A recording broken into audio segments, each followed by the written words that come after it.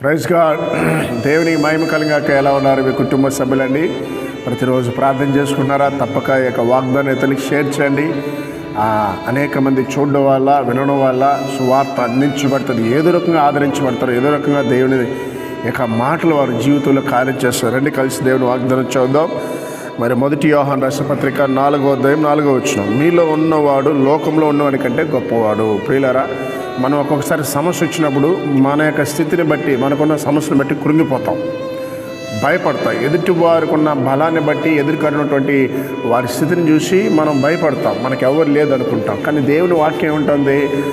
లోకంలో ఉన్నవాడి కంటే, అంటే ఎవరైనా కావచ్చు, వాళ్ళకంటే నీలో ఉన్న యేసయ్య గొప్పవాడు. ఏమైనా చేయగలడు ఆయన. నీ జీవితంలో ఏదైనా తారుమారు చేయగలడు, ఉన్నది లేనట్టుగా చూపించగలడు. కాబట్టి నీకున్న అనారోగ్యాన్ని స్వస్థపరచగలడు, నీకున్నటువంటి సమస్యని విడిపించగలడు. ఒకవేళ నీ యొక్క పిల్లలకి వివాహం కాలేదని నువ్వు బాధపడుతున్నావు, అది దేవునికి సాధ్యమే. కనుక నీకు వచ్చే శోధన బట్టి, బాధను బట్టి కృంగిపోవద్దు, భయపడద్దు. నువ్వు చెప్పుకోవాలి, ఏమని చెప్పుకోవాలండి? నాలో ఉన్న యేసయ్య గొప్పవాడు. కనుక మనలో ఉన్నవాడు గొప్పవాడు. కనుక ప్రియులారా, ఉదయకాలమున నువ్వు ఏ సమస్యను బట్టి బాధపడుతున్నావో, ఏ రోగాన్ని బట్టి కృంగిపోయినావో, ఏ అప్పుల బాధను బట్టి నువ్వు దిగులు పడుతున్నావో నాకు తెలియదు, కానీ దేవుడు నిన్ను బలపరుస్తాడు. సహోదరి, నీలో ఉన్నవాడు గొప్పవాడు. ధైర్యంగా ముందుకు సాగు. నీలో ఉన్నవాడు గొప్పవాడయ్యా, ఎవరికి భయపడొద్దు, ధైర్యంగా ముందుకు సాగండి. కనుక నీ జీవితంలో ఏదైనా సాధించాలని నువ్వు తపన పడుతున్నావు, కనుక ఆయన నీతో ఉన్నాడు. కాబట్టి ధైర్యంగా నీ పనిని మొదలు పెట్టాలి. కనుక యేసయ్య మనతో ఉన్నంత వరకు ఏ భయం లేదండి. ఎన్నో శోధనలు వస్తుంది, ఎన్నో బాధలు వస్తుంది, ఎన్నో కష్టాలు వస్తుంది.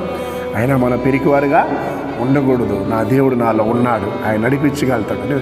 నమ్మకంతో ముందుకెళ్ళండి. ప్రార్థించేద్దాం. మహోన్నతుడా, పరిశుద్ధుడా, ఉదయకాలన వాగ్దానాన్ని బిడ్డల మీద నీ యొక్క అభిషేకం ఉంచండి నా ప్రభా.